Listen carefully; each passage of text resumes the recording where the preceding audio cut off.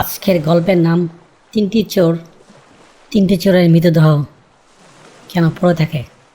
সোনা ভরা ব্যাগ চুরি করার লোভে শহরের এক ধনী বণিকের বাড়িতে গভীর রাতে হানা দেয় তিন চোর, আলী, কাশেম ও হাসান। তারা সফলভাবে বিশাল এক ব্যাগ ভর্তি সোনামোহর চুরি করে বনের গভীরে পালিয়ে যায়। তারা খুশিতে আত্মহারা হয়ে তারা পরস্পরকে বলতে থাকে যে আমাদের বাকি জীবনটা আর কোনো কাজ করতে হবে না, যা পেয়েছি তাই যথেষ্ট। খুশির মাঝে শুরু হয় সন্দেহের বীজ আর দ্বন্দ্ব। ব্যাগ ভর্তি সোনামোহর দেখে প্রত্যেকের মনেই লোভ জেগে ওঠে। যদি অন্য দুইজন না থাকতো তবে পুরোটাই সম্পদ আমি একাই ভোগ করতে পেতাম।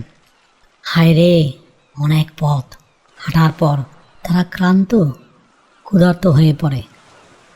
আলী সিদ্ধান্ত নেয় যে কাশেমকে শহরে পাঠানো হবে খাবার কিনে আনার জন্য, আর আলী ও হাসান সোনার ব্যাগ পাহারা দেবে। কাশেম শহরের দিকে রওনা হয়। পথে হাঁটতে হাঁটতে কাশেমের মনে কুপ্রবৃত্তি দেখা দেয়। সে ভাবে সে যদি খাবারে বিষ মিশিয়ে দেয় তবে আলী ও হাসান মারা যাবে এবং সে একাই সব সোনার মালিক হবে। সে বিষ কিনে খাবারে মিশিয়ে দেয়। এদিকে বনের ভিতরে আলী ও হাসানের বসে নিজেদের পরিকল্পনা সাজায়। আলী হাসানকে বলে, কাশেম ফিরে এলে আমরা তাকে মেরে ফেলব। তাহলে আমাদের সোনা আর 3 ভাগ হবে না, 2 ভাগ করলেই হবে। হাসান এই প্রস্তাবে রাজি হয়ে যায়। তারা দুজন কাশেমে ফেরাবার জন্য অপেক্ষা করে গাছের আড়ালে অস্ত্র নিয়ে বসে থাকে। কাশেম খাবার নিয়ে বনে ফিরে আসে।